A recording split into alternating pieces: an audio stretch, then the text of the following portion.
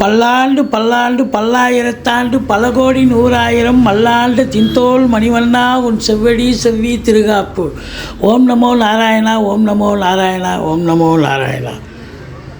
உலகெங்கிலும் வாழ்ந்து கொண்டிருக்கும் டிவி நேயர்களுக்கு டாக்டர் சைதை ராஜாவின் அன்பான வணக்கங்கள். நாம் இப்பொழுது வார ராசி பலன்கள் வாக்கிய பஞ்சாங்க அடிப்படையில் மார்ச் 25 மார்ச் 31 வரைக்கும் உள்ளடக்கிய நாட்களுக்கு கிரகங்கள் ஒவ்வொரு ராசிக்கும் எப்பேற்பட்ட பலன்களை வழங்கப் போகிறது என்பதை ஒவ்வொரு ராசியாக பார்க்க போகிறோம். இந்த வாரம் முழுவதும் தேய்பிறை நாட்களே. வாங்க ராசிக்குள் செல்லலாம். மீன ராசி காலபுருஷனுக்கு 12வது ராசி. குரு பகவான் ஆட்சி பெறும் வீடு. இப்பொழுது குரு பகவான் 2ஆம் இடத்தில் இருக்கிறார். கோச்சார ரீதியாக குரு பகவான் ஒரு ராசிக்கு 2, 5, 7, 9, 11 ஆகிய இடங்களுக்கு வரும் பொழுது சூப்பரான பலன்களையே வாரி வழங்குவார்னு ஜோதிட கிரந்தம் சொல்கிறது. அப்போ ராசியில் இருந்து இப்போ 2ல் இருக்கிறதால உங்களுக்கு பொருளாதாரத்தில் நல்ல ஒரு சுபீட்சம். பணம் எப்படி தான் வருது, எங்கேருந்து தான் வருதுன்னு தெரியாது. பணம் பல வகையில் இருந்து வரும். குடும்பத்தில் நிம்மதி, சந்தோஷம், குதூகலம் ஏற்படும். வீட்டிற்கு வரக்கூடிய விருந்தாளிகளாலும் சரி, நட்பு வட்டாரங்களாலும் சரி, வீடே ஒரு கலகலன்னு சந்தோஷமாக இருக்கும். உங்கள் சொல்லுக்கும் செயலுக்கும் மதிப்பு மரியாதை ஏற்படும்.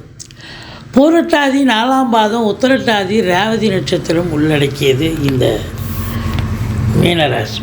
இந்த மீனராசியில் ராகு பகவான் இருக்கார். அது நல்லதான்னா, ராகு ராசியில் இருக்கிறது அப்படிங்கிறது நேற்று நைட்டு ஒன்று நினைப்பீங்க, காலையில் எழுந்து வேறு ஒன்று செய்வீங்க. ஒரு ஆசிலேஷன் மைண்ட் இருக்கும். எதிர்பார்ப்பு ஜாஸ்தி இருக்கும். ஏதாவது ஒன்று செய்யலான்னா உடனே செய்ய மாட்டீங்க. இன்னும் இதை விட பெருசாக செய்யணும் காலத்தை தள்ளி போட்டு அதனால் சில பிரச்சனைகளும் வரும். அதனால் அதாவது வேலை செய்யணும், நன்றே செய்யணும், இன்றே செய்யணும்னு ஒரு கணக்கு இருக்குல்ல. அது இன்றே செய்யணும், இப்போவே செய்யணும்ல. அதுபோல் இந்த ராகு கொஞ்சம் லேட் பண்ணுவார், பிரம்மாண்டத்தை ஏற்படுத்துவார். இன்னும் பெருசாக செய்யணும்னு. அப்போ நீங்கள் அந்த பிரம்மாண்டத்தை குறைத்து கொள்ளுங்கள். அதே போல் உங்கள் லைஃப் பார்ட்னர் எதிர்பாலினம், ஆளாக இருந்தால் பெண்ணாக இருந்தால் ஆள், அவங்களுக்கும் உங்களுக்கும் கான்ட்ரவர்சி நிறைய வரும், கருத்து வேறுபாடுகள் வரும். அதனால் ரொம்ப ரொம்ப விழிப்புணர்ச்சியாக இருக்கணும். மற்றபடி 3ஆம் இடத்து அதிபதி 12ல் இருக்கிறதால சகோதரர்களால் செலவினங்கள் ஏற்படும். அது சுப செலவாக இருக்கலாம், அசுப செலவாக கூட இருக்கலாம்.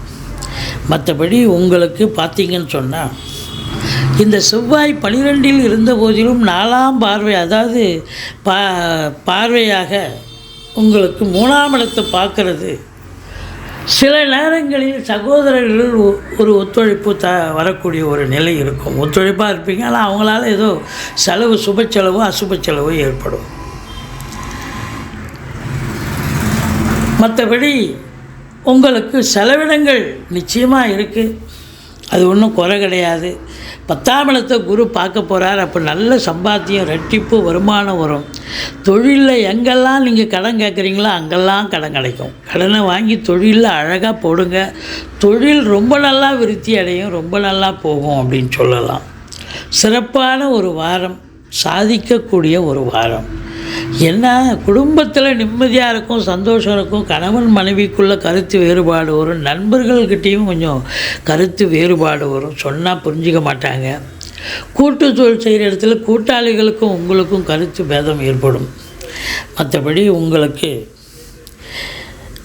எதிரிகள் ஓடி ஒளிவார்கள். கடன் சுமை படிப்படியாக குறையும். கோர்ட்டில் கேஸு தான் இருந்தால் சாதகமாக தீர்ப்பு வரும். சொந்த தொழில் செய்பவர்களுக்கு நம்பிக்கைக்கு பாத்திரமான பணியாளர்கள் கிடைப்பார்கள். திடீர் அதிர்ஷ்ட வாய்ப்புகள் கூடி வரும். வரா கடன்கள் வசூலாகும். இன்சூரன்ஸ் பணம் கிளைமாகி கைக்கு வரக்கூடிய ஒரு காலகட்டம். வாரிசே இல்லாத குடும்பங்களுக்கு உங்களை வாரிசாக நிமிச்சு அவங்களுடைய சொத்து பத்து நகை நட்டு லிக்விட் கேஷ் உங்கள் பெயருக்கு மாற்றி எழுதக்கூடிய விபரீத ராஜயோகம் அமையும். சூரியன் ராகுவோடு இணைஞ்சிருக்கிறதும் 9ஆம் இடத்தை சனி பகவான் பார்க்குறதும் தந்தைக்கு இடர்பாடுகள், தந்தைக்கு பொருளாதார இழப்பு அல்லது தந்தையால் செலவினங்கள், மருத்துவ செலவு வைக்கலாம். இப்படி தந்தைக்கும் உங்களுக்கும் கருத்து வேறுபாடுகள் வரலாம். மற்றபடி தொழில் சிறப்பாக இருக்கும். புதுசாக தொழில் துவங்க நினைக்கிறவங்களும் தொழில் துவங்கலாம். உத்தியோகத்துக்காக ட்ரை பண்ணுறவங்க கண்டிப்பாக முயற்சி பண்ணுங்கள். உத்தியோகம் உங்களுக்கு கண்டிப்பாக எந்த துறையில் முயற்சி பண்ணுறீங்களோ அந்த துறையிலேயே கிடைக்கும். ஏற்கனவே வேலையில் இருக்கிறவங்களுக்கு, உத்தியோகத்தில் இருக்கிறவங்களுக்கு நல்ல சலுகைகள் கிடைக்கும். ட்ரான்ஸ்ஃபரு, ப்ரமோஷனு, இன்க்ரிமெண்ட் இதெல்லாம் எதிர்பார்த்து காத்திருக்கிறவங்களுக்கு நல்லது நடக்கும். சொந்த தொழில் பண்ணுறவங்களுக்கு நல்ல கிஃப்டட் டைம் அப்படின்னு சொல்லலாம். ரொம்ப பொன்னான நேரம், சாதிக்கக்கூடிய ஒரு நேரம் அப்படின்னு சொல்லணும். மற்றபடி குறை ஒன்றும் இல்லை. இந்த ராசியில் பிறந்தவர்களுக்கு 3 நாள் சந்திராஷ்டமம், 27, 28, 29. இந்த சந்திராஷ்டம நாட்களில் கொஞ்சம் விழிப்புணர்ச்சியாக இருங்க. வண்டி வாகனங்கள், சொந்த வண்டி வாகனங்களை பயன்படுத்தாதீங்க. வாடகை வண்டியில் போங்க. இரவு பிரயாணத்தை தவிர்த்து கொள்ளுங்கள். மற்றபடி குறை ஒன்றும் இல்லை. அற்புதமான ஒரு வாரமாக இது விளங்கப் போகிறது. உங்களை பொறுத்தவரையிலையும் தொழிலில் மேன்மை, உத்தியோக மேன்மை கண்டிப்பாக ஏற்படும். வாழ்க்கை துணை அல்லது மனைவியால் கூட யோக பாக்கியங்கள் கிடைக்கும்.